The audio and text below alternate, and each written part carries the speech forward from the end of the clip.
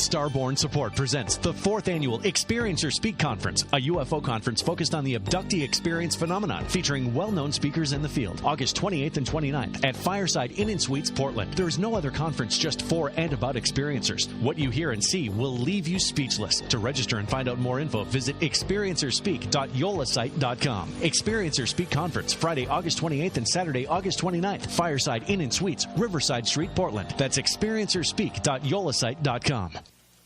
And it hits me, oh my gosh, this is that triangle. You know, there's explanation for everything that occurred in the Rendlesham Forest incident that doesn't involve aliens at all. It was completely silent. It comes right over our heads. He saw a classic flying saucer really standing in the clearing. He turned over to my father and held his hand, and he looked in his eyes and he said, "We're not alone." Welcome to Podcast UFO for our live show. We're live every Wednesday at 8 p.m. Eastern Standard Time on the Dark Matter Radio Network. Please remember to visit the website podcastufo.com for past episodes, blogs, and forums. During the show, feel free to participate live in our chat room. And don't forget to like us on our very active Facebook page. Hello, everyone, and welcome to the show. I'm Martin Willis, your host. We have Alejandro Rojas coming up in just a minute.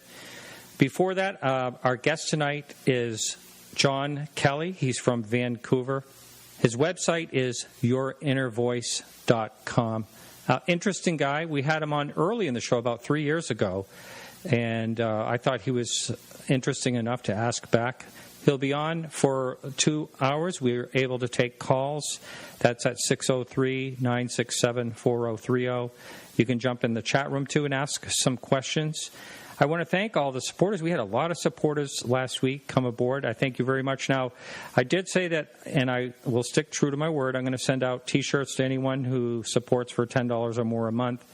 The question I have for the people, and you're welcome to email me at martin@podcastufo.com, is I'm having new graphics made down in New York City. A person down there is making a new graphic, going to make a really nice T-shirt. I can send the ones I have now, or you can wait for the better ones. It's up to you. Let me know. Send me an email.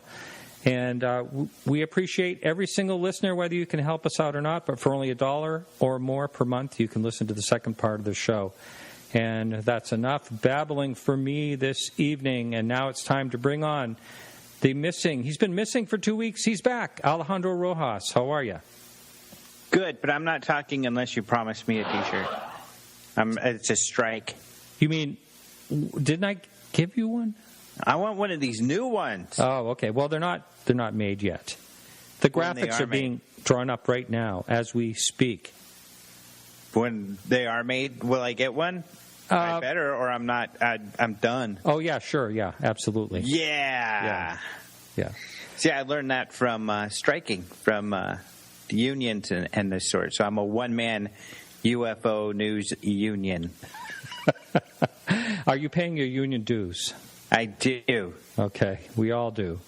Yes, we all pay our dues. That's right. I pay my UFO dues by putting up stories and then having trolls come around. And no, actually, there's more than just trolls. There are lots of very, very, very pleasant people that are fun to talk to. But, so these are some interesting stories, and I think, you and I talked a bit about them on Monday, a couple of them. Before we get going on that, I just wanted to ask you, right now I've heard the Perseid, I don't know how to say that, the meteor shower that's going on. Mm-hmm. I've heard that it's really, really great in Arizona. Have you had a chance to check it out? I have not. We have had haboobs and burst, what they call them, something like a burst storm, microburst. That's what they call them. Oh, the weather has been really weird. Today it's great. But yesterday, in the morning, we had this rain and this haboob that came through. And a haboob, if you don't know, I mean, there was that movie with the horse. They're always really worse on TV where people die and everything. But they're dust, a big dust storm that comes through. And they're usually accompanied by wind. And they're really weird because there's usually lightning. And I didn't know this, inside of these storms because it's these big dust clouds, are creating all these static. So there's lightning going back and forth, and it's really wild. But yeah, we had one of those yesterday that was accompanied by some really strong winds, and that was at nighttime. So I hurriedly went into my home and cowered in a corner. And actually, wow. I think I looked at emails and stuff regarding this exciting UFO story I'm going to talk to you about. So we didn't have much visibility yesterday, but hopefully we will today, and that would be great to see because I hear you can literally see hundreds in an hour if you're in a good place where you don't have a lot of light.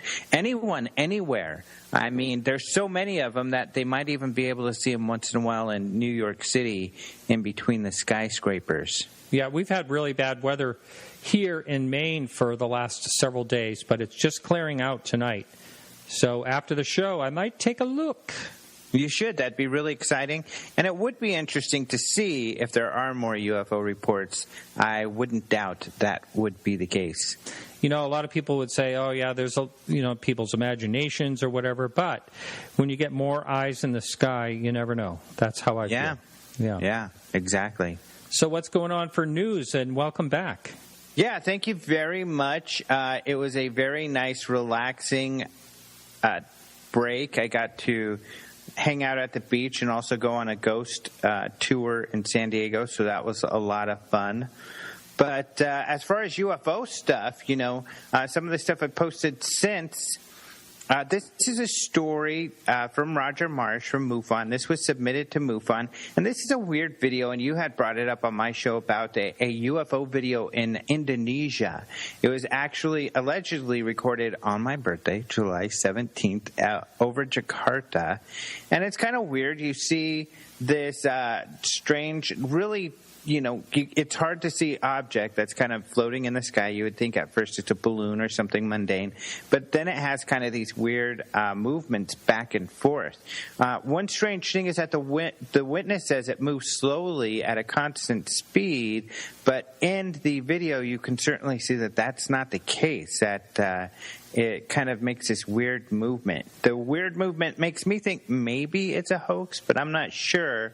They say that MUFON is investigating, but kind of an interesting video there. You thought it was pretty interesting, right? I still do, but the unfortunate thing is anything can be faked these days, and it would be a shame if that one in particular is, because it really does show something pretty wild. And these links will be in our show notes. That'll take you over to openminds.tv, where the articles are, and you can actually watch the video over there. Yeah. Come on over and sit a spell and watch UFO videos with us. We got more than that one. But it's not a UFO, and we got an exciting one I'm going to talk about next or after this story. But I just want to bring this story up because I think it's really cool, and it's kind of silly in a way in that it's a story that has been pushed recently by the Telegraph and the Daily Express, two UK newspapers that write about UFOs often, especially the Daily Express. They've been writing about UFOs practically every day. I think it has been every day for the last few months. And thankfully, they have written about open mind stories. The reason I'm bringing this up is that, we often talk about how the news doesn't do their due diligence. And for some reason, the Telegraph and the Daily Express is talking about these new released UFO files from Scotland Yard, essentially. The UK Metropolitan Police is their technical name. Actually, Dr. David Clark, who's a lecturer in journalism at Sheffield Hallam University, says he got these via FOIA in 2005. So he's the reason that these documents got released, and he wrote about them in a book, and he put them out in 2005. I don't know why the Daily Express and Telegraph are saying they're new, but he was writing about the Special Branch. They're in charge of national security. They're part of Scotland Yard, and they've been investigating UFOers. More recently, they've been investigating UFO enthusiasts, especially since 97 and 98, and this was due to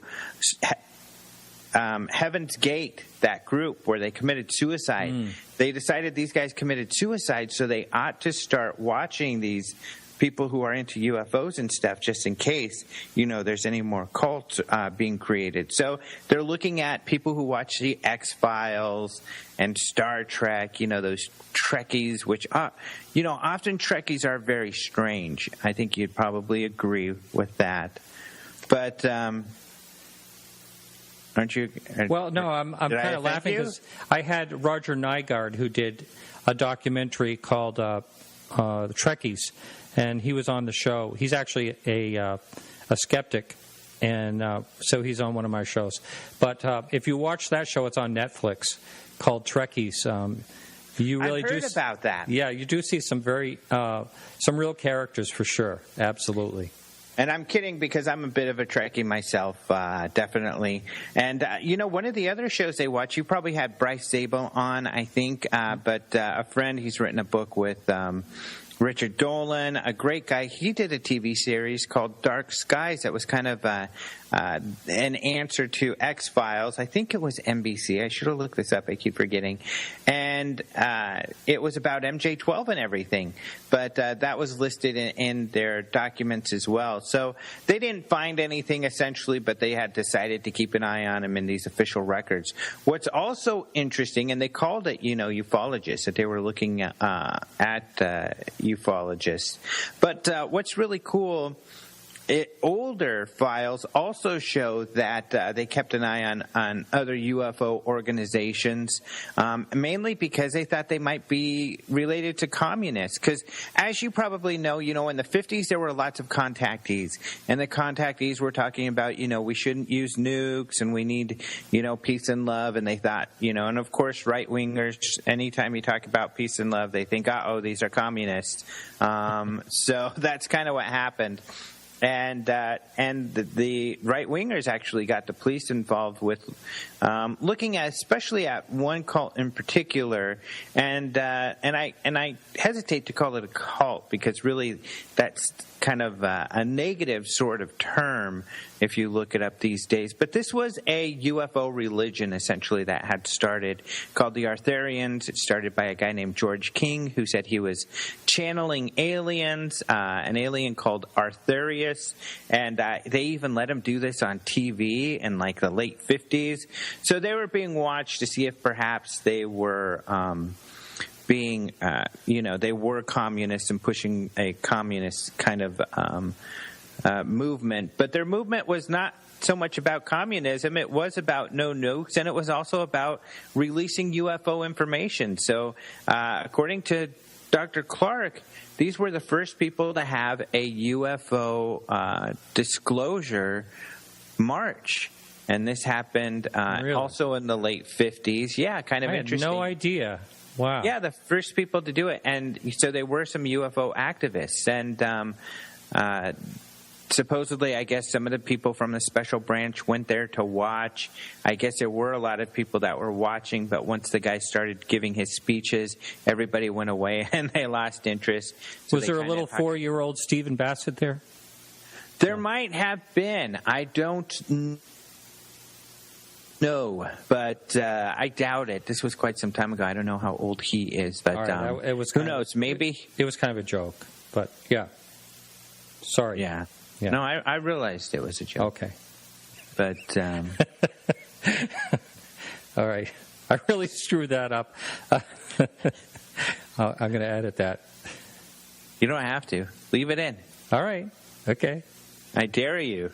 I'll leave all of this in. I promise. Whoa. Nice. All right. I'm not going to edit one thing in this news. You got to be bold. Yeah. Well, it's if I do the news pre-recorded like this and I don't edit it, it's just as good as being live, I think. Yeah, then it's really the same thing because I try to do very, very little editing at all because I like it to have that live feel. And those awkward pauses, like, because sometimes I know how you are. I will pause and not say anything on purpose so that you kind of squirm there and then you giggle or something. And I'm very entertained by your reaction and your uneasiness. And so I hope the audience is as well. Yeah, thank you for that. Yeah. The last story, though, this has been the excitement for the last couple of days for me. And actually, I've been sort of keeping my eye on this story for like a year. A long time, and I mean behind the scenes kind of look, not just what everybody else had seen, because we had written about this. But this has to do with a video that was released, that was leaked, that allegedly had come from the Department of Homeland Security, and it's from Puerto Rico, and it's you see this FLIR, and you see all the telemetry like you would have from a military or law enforcement kind of video following this object. Now, this video, a poor copy of this video was released about a year ago. It was somehow leaked. This Puerto Rican UFO researcher got it, put it online, but he had the information all wrong. He said it was a helicopter. He said all this stuff, and there was very little data that came along with it. You just had the video, and this guy thought it was a helicopter. And there was some back and forth. Then, actually, a few months ago, a higher resolution was posted by John Greenwald from the Black Vault, because he received a high-resolution copy with an anonymous letter. And it turns out some of the details in this anomalous letter were accurate. So this person had some inside knowledge. So I suspect personally that whoever gave this to Greenwald was someone from this base. And it seems that people on this base were really excited about this video. The person who emailed Greenwald also emailed these researchers that I'm going to refer to in a minute that I've been working with. And They said in their letter, this is proof that there's aliens, there's an alien base in Puerto Rico, kind of interesting. But what happened is these guys have been working on this whole time for over a year. There's a group of researchers that were approached by a witness, and that's all I can say. And this witness was an acquaintance of the pilot who worked for the Customs and Borders Patrol, which is a department of the Homeland Security in Puerto Rico. So this pilot and his crew were flying in a routine flight. They circled around the airport a couple times, but when they took off for their flight, they saw a light over the ocean to the north. They called it into the tower because the tower didn't tell them that there was any traffic in the area. The tower said, "We don't see anything on radar. However, we have a visual of that object as well." When the object came close to the coast, the lights turned off, and luckily it's about that time that the aircraft, which is a DHC-8, a Dash 8 is kind of the name for this thing, the nickname for it. It's a propeller plane, fixed wing. It had a FLIR system on it, a thermal imaging system, and at the time that the lights went off, it was able to begin tracking this object. So they flew around the base a couple times and then moved out to the south, all the while tracking this object. They tracked it for a little less than 3 minutes, and this high-resolution video was then shared with these researchers. And they investigated it for over a year to research who these people are, to verify that it did come from Homeland Security, which they have verified. They also did a FOIA to get radar data to see if the radars were detecting the object. They were not, but they did detect the DHC-8, the Border Patrol craft, of course. And that was helpful because even though there's telemetry in this video showing where the aircraft is, this just verifies that, that's not a hoax, that someone didn't hoax this video and it's all an elaborate CGI. It verifies that plane was in that place at that time. The pilot also, or the acquaintance to the pilot, who is the main source for these guys, said that there was a plane that was delayed taking off from this airport because it was an airport this object flew over because of this unknown in the area. And in the flight logs, you can indeed see there was a plane that was delayed at that exact time. So everything that the witness had said, all checked out. These guys were able to verify this was an acquaintance of the pilot, that this guy, they didn't disclose where this guy worked, but they said he was someone who would be in the know.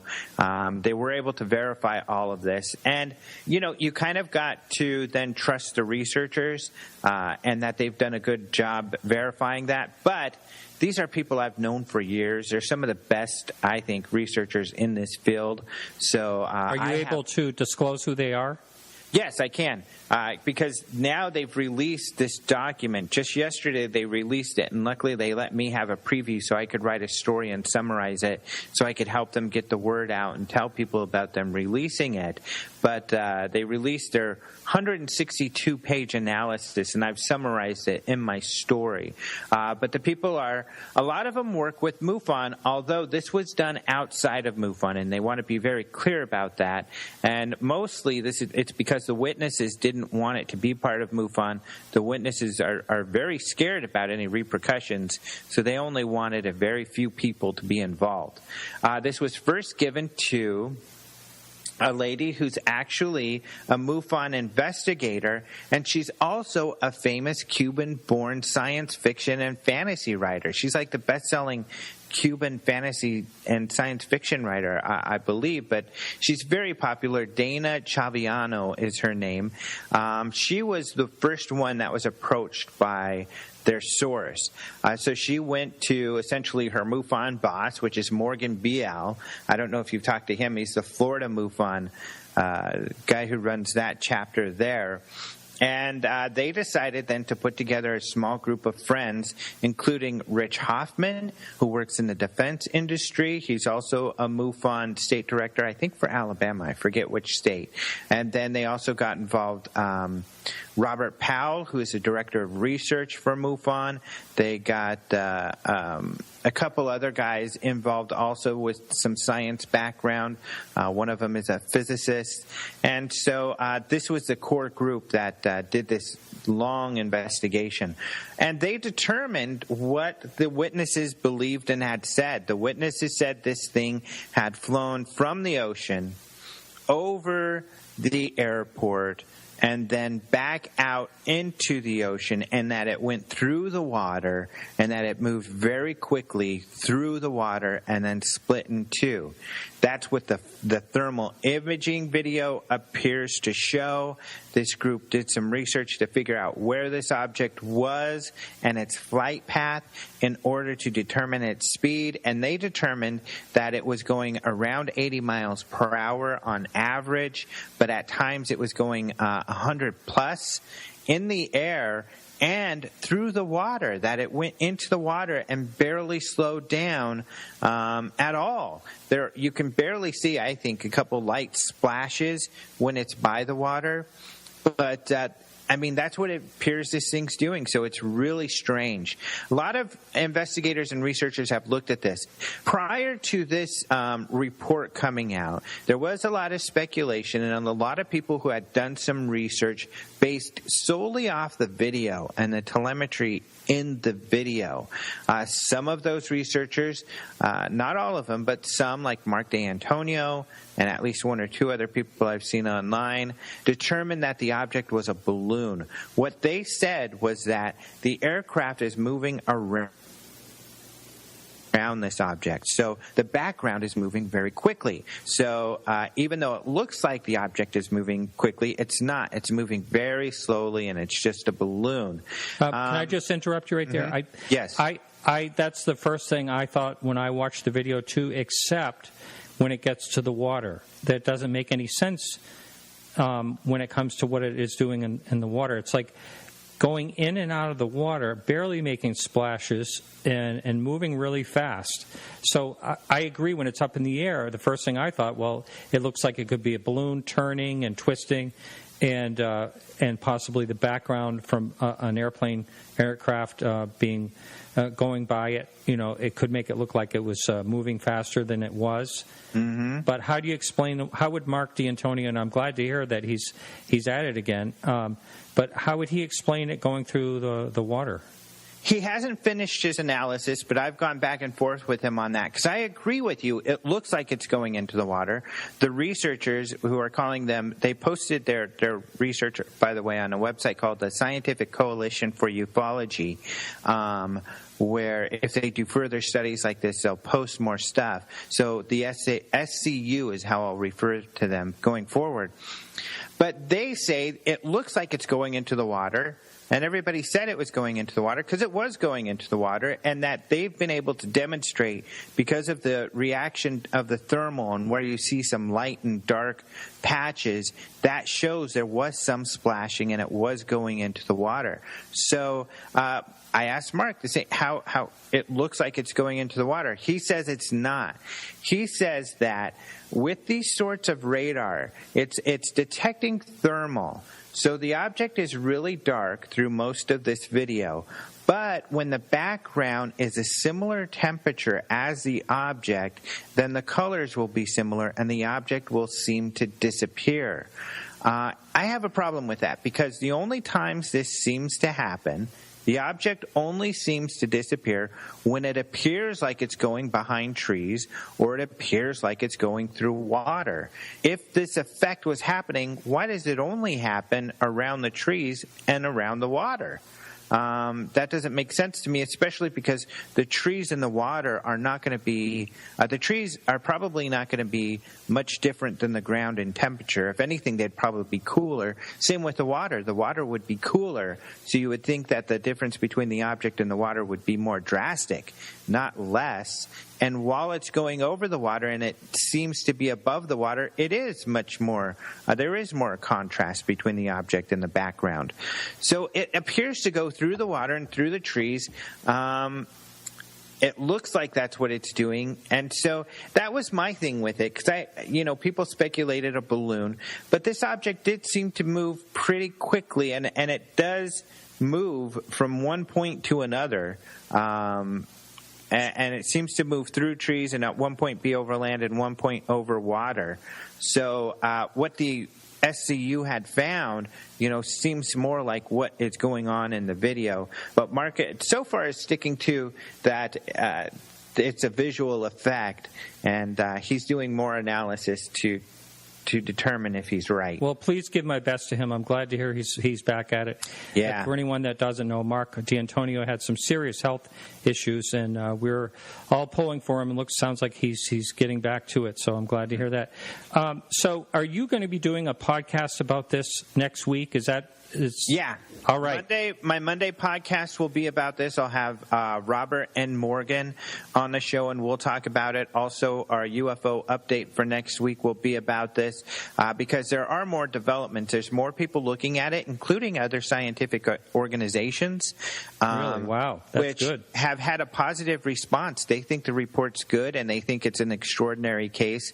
So that's very positive. So it's really interesting. I think these guys did an amazing job.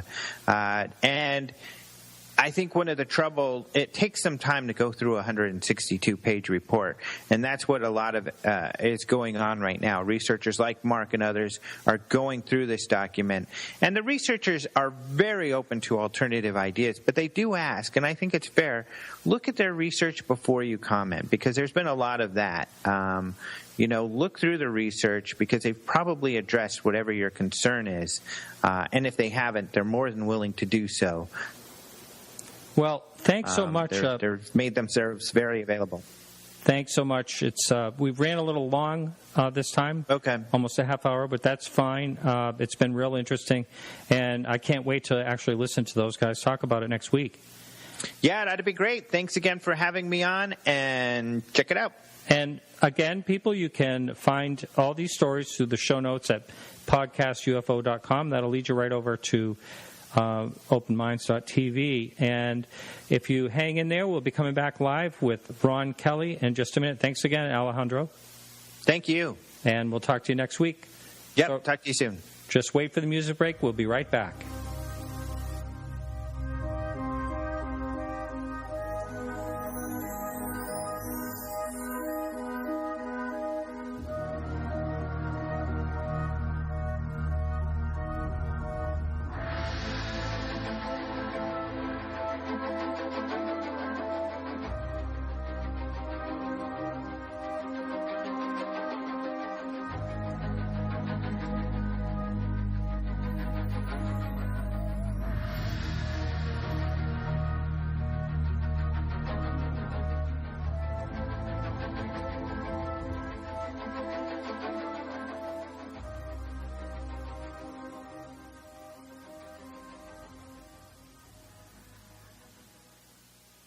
Yeah, Jon Kelly will be right with us. And so just one thing I wanted to say to everyone is I am actually going to be at the Experiencers Speak coming up. It is August 28th and August 29th, and I will be there, and I'd love to see you if you're there. I'm probably going to wear like one of my podcast UFO T-shirts that, nobody buys.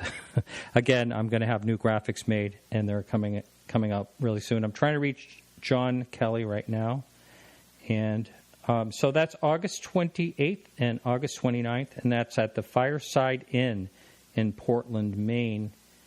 And it should be a great conference. Grant Cameron's going to be there. A number of noted people, Kathy Martin, Denise Stoner. The list is right on their website if you look up Experiencers Speak. And for some reason, I'm having trouble reaching Jon Kelly. I'll keep trying him here. We just spoke earlier, so I'm not sure what the issue is. May have him call into the show. And he's been following along, listening to us live, so he may be having some type of technical difficulties on his end. I'm not really sure.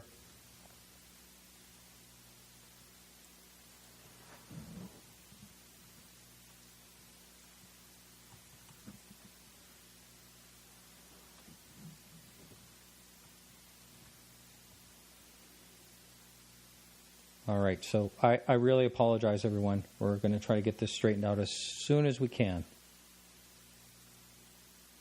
And try him again here. So, while we're waiting, I had thought about the person that's going to design the T-shirts. They're going to make me 3 different graphics, and I thought about displaying them somehow on my website, and maybe have a survey and have you pick as a listener out there. John, are you there? I sure am. John, are you? I'm hearing a little feedback. Do you have your headphones on? Can you hear me now? John, I can't hear you. Are you muted? No. Allow me to swap out my setup. I'm sorry. We tested. We had tested for this setup, so I will quickly swap out. No. It sounds good now. Oh, it is good? All right, yeah, excellent. You are good. Welcome to the show. We had a little trouble reaching you. Well, it's super to be with you guys, and I thank you for your patience. Yeah. Now, you were on, I think it was April 2012. I'm pretty sure that's when it was. Mm-hmm. So that's going back. So 99.9%. I think we had Scott was our original listener back then. There's a couple of others that have been listening that far back. Peggy, I believe, was listening that far back. So it's going to be all new to the people that are listening. However, I do get email from a number of listeners that go back through all my podcasts, which I really appreciate, and probably have listened to it. So for the person who hasn't heard of Jon Kelly, can you tell them a little bit about your background? First of all, you're in, is it Vancouver Island? Vancouver, British Columbia, which is one of the main ports on the west coast here in Canada. And I'm a Vancouver native and have been pursuing all kinds of interesting fields of research most of my life, and became widely known publicly in the late 1990s as someone who was interested in what at that time was being referred to as reverse speech, which is the study of unconscious communications encrypted in normal conversation. And I established a grassroots practice and worked with individuals. My practice grew to become an international practice. I ended up as a CBS radio feature producer at one point based on those studies. I became very prominent throughout English-speaking media for my arguments and demonstrations of these phenomena of hidden speech communications.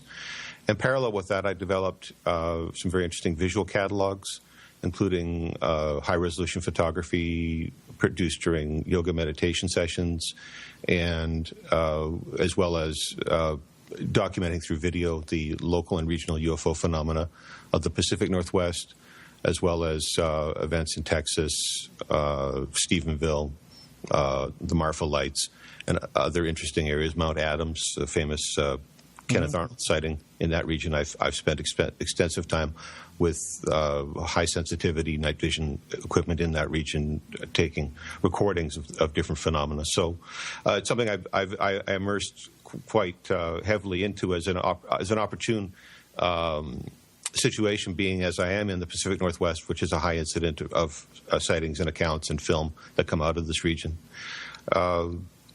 I proceeded to write a column for Examiner.com for 4 to 5 years called the Vancouver UFO Examiner, which was very popular and received wide distribution. The articles that I wrote would appear on the front pages of websites such as USA Today or MSNBC, the Irish Independent, Dallas Morning News, and a very long list of English-language news publications picked up my stories, my UFO-related content, and other content, investigative content that I developed. And so I emerged as somebody who had a reputation in media for investigative studies, and took a turn into the UFO subject matter, beginning with the presidency of Barack Obama. And I've been doing field research in this area, again in the field with high sensitivity night vision, and at the same time reporting on some of the issues in related subject areas such as exopolitics.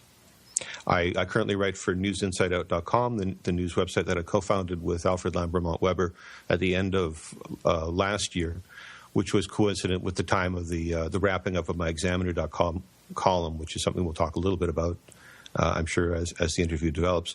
And newsinsideout.com is where I produce my 2015 mini documentary series, which is a very strong UFO focus.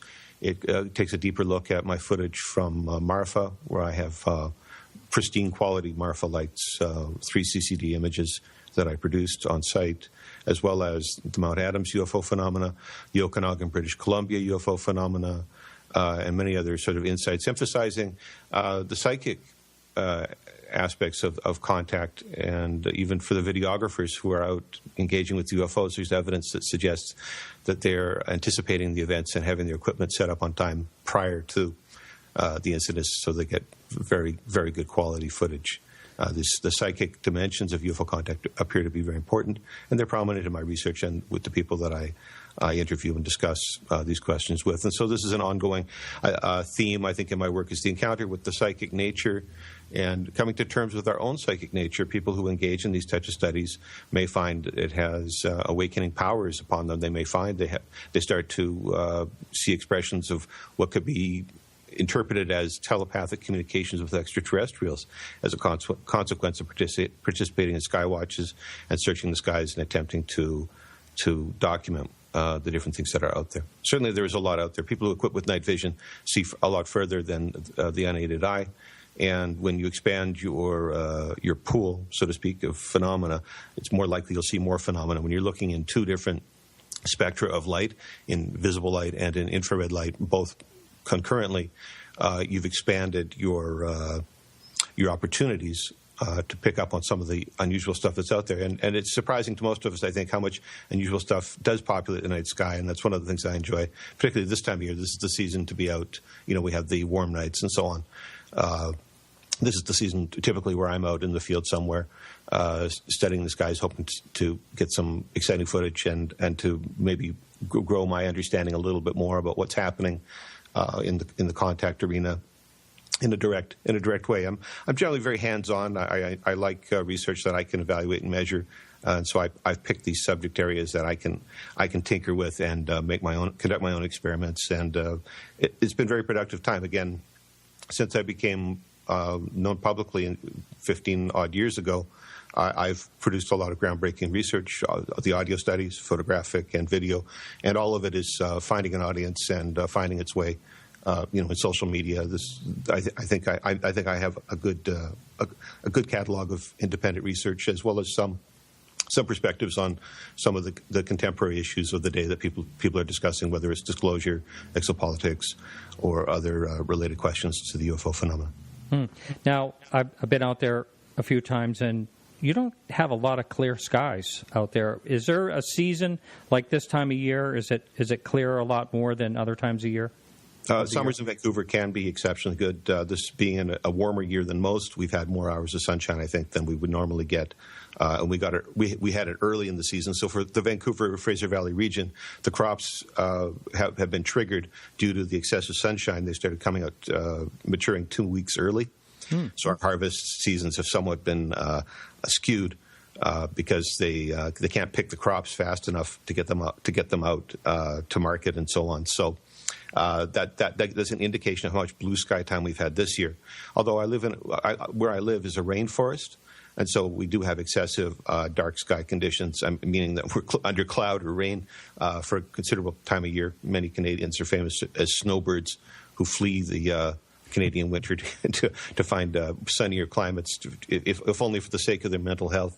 Yeah. But Vancouver does have a long-standing reputation, and I can cite Dorothy Isaacs as someone who had filmed 30,000 feet of 8mm footage of UFO phenomena that was investigated by local university professors and was widely disseminated through U.S. media back in the 1980s.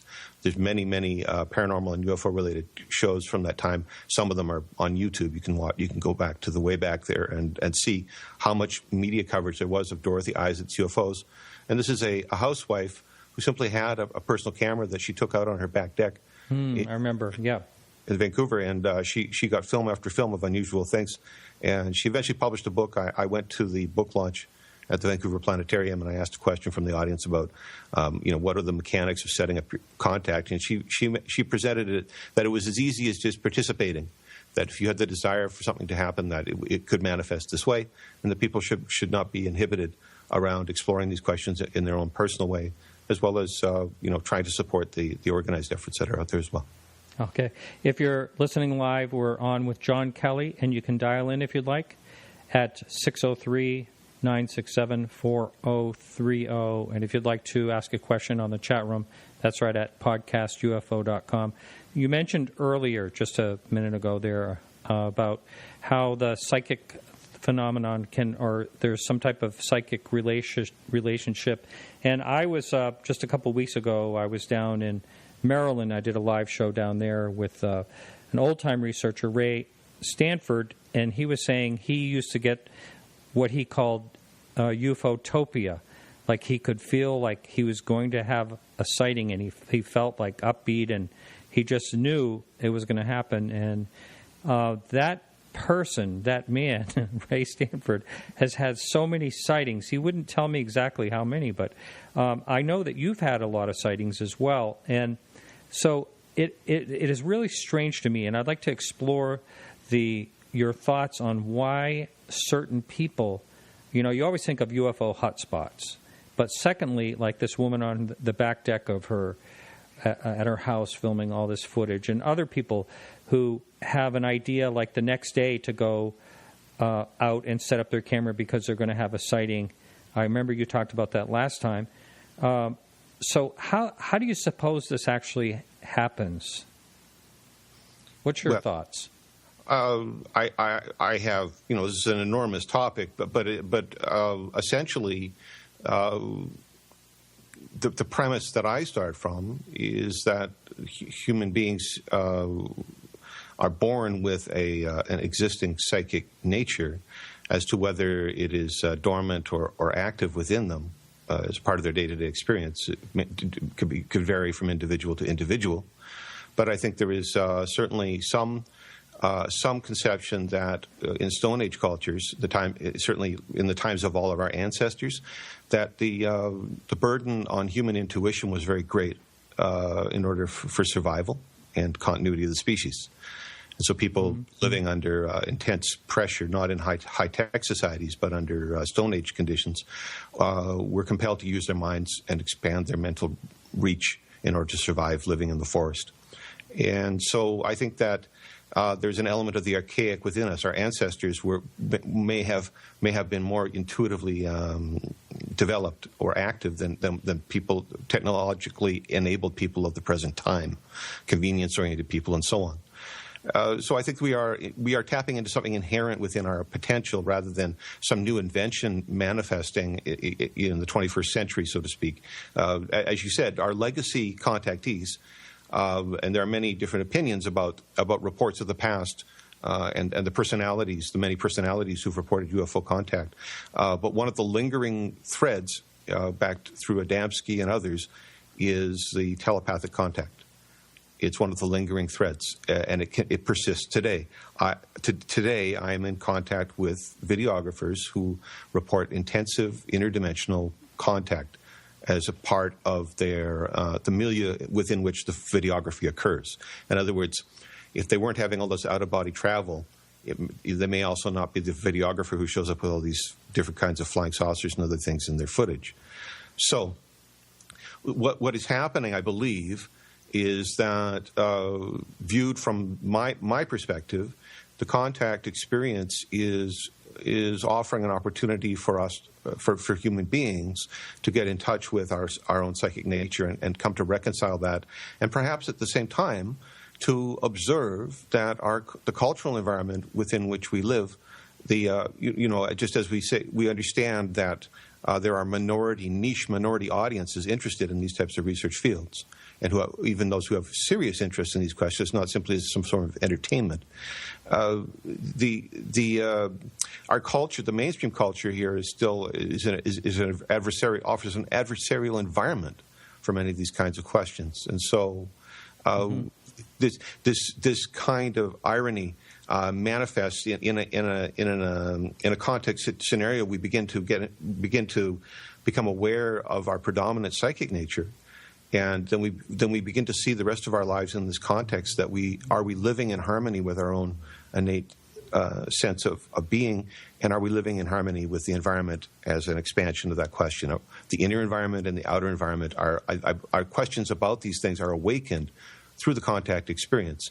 So just as a natural form of awareness, people may, for example, have persistent dreams in relationship to physical events. They may have dreams about contact or further or deeper levels of contact, like being on board spaceships and having face-to-face time with extraterrestrials in a timeline wherein they're also seeing objects in the sky or filming them or being part of sighting events in different ways. The psychic urges can manifest along the timeline, either in ways that are in series, like sequentially with physical events, or concurrently with physical events, or even anticipating the physical events. And this is where we get into the area where we say there are people who appear to be able to anticipate UFO contact and set up so much so that they can set up their camera equipment ahead of time and shoot stable footage during the entire event. I think that's significant. So this appears to manifest, and I don't suggest that this is manifesting with 100% of the population, because I've talked to numerous individuals over the years who've produced what I would consider very profound footage, at the same time who've not really reported that these psychic dimensions were really something that were prominent in their contact experiences. Although someone in the family may be having dreams about abductions or being on board spaceships, it didn't seem to have such direct transparency as in other cases where people are saying, the night before I had a dream where my spirit guide, the extraterrestrial, was telling me to set up my camera. So the next morning I set up my camera and I recorded the UFO. I mean, that's a very direct, linear relationship between those events.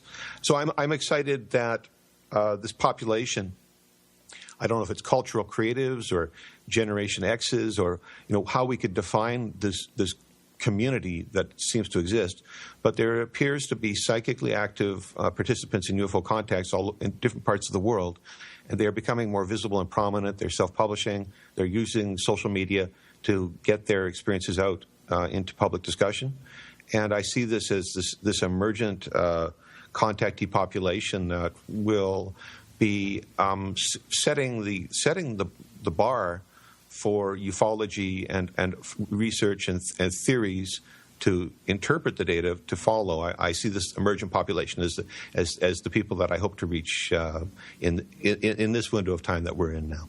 Mm-hmm. Mm-hmm. I also remember when we spoke before, you mentioned that it's ridiculous to think that if we're seeing a sighting of the same craft, for instance, over in Belgium, when they had the triangle they kept seeing over and over again, and the sightings of the same type of craft over and over again. I think you said it would be ridiculous to think that they would be traveling, the light years back to wherever they are and back here again. That's, again, all this is speculation by anyone talking about the subject, whether they can bend space-time and travel instantly or... but your thoughts were that they're here or they're somewhere near here, weren't they? Isn't that what you... that's what you said I believe, back in 2012. Well, I think it's an obvious argument, the idea that someone is going to travel 100,000 light years on a commute to come here for some mysterious mission and be seen by the population.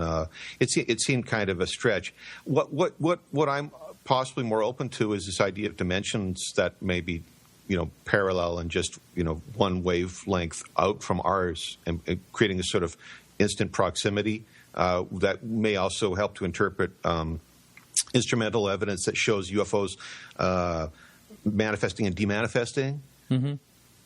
That kind of behavior is suggestive of what some people in sciences call quantum condensates, but beyond the thoughts of what material properties may explain these manifestation, demanifestation phenomena is transit between dimensions. And it's interesting to note, in parallel to this discussion, is that a 1947 document remains hosted on the FBI.gov website, in which it describes the origins of the UFOs and their occupants as as the Sanskrit term lokas, L-O-K-A-S, as the Romanized Sanskrit. And a loka, in Sanskrit philosophy, this is archaic classical South Asian philosophy. A loka is a dimension in the mind of God. So this document hosted on the FBI.gov website that says the UFOs are coming from the lokas, this is a 1947 opinion. It's hosted there today. It suggests that there's dimensional concepts that are invoked, not unrelated to concepts that were being discussed in Sanskrit literature from thousands of years in the past, where people had concepts of parallel civilizations sharing this environment, and that there was an integration and a flow between the human dramas and the dramas taking place in the other worlds or kingdoms, so to speak, and that sometimes there was commerce between the kingdoms or dimensions and worlds.